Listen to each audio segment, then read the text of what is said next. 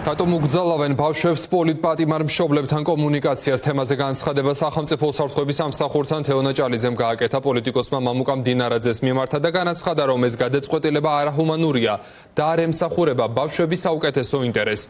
ცნობისთვის ასეთ აკრძალვას პრობლემურად მიიჩნევს სახალხო დამცველიც.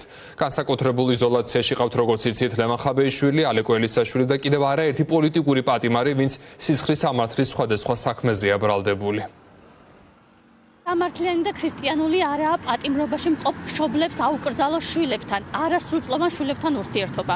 სწორედ ამიტომ მიუმართავ სახელმწიფო უსაფრთხოების სამსახურს და მათ შორის მამუკა მდინარაძეს როგორც მამას არასრულწლოვანი შვილებისას. ამ მნიშვნელოვან დღეებში გთხოვთ უზრუნველყოთ პატიმრობაში მყოფ მშობლებთან შვილების კომუნიკაცია, შეხვედრა და სატელეფონო საუბრებიც მათ შორის.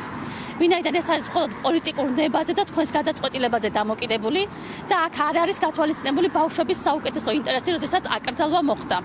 სახალხო დამცველიც მიუთითებს ამ საკითხის პრობლემურობაზე და სწორედ ამიტომ მან მიმართა საკანონმდებლო წინადადებით საქართველოს პარლამენტს.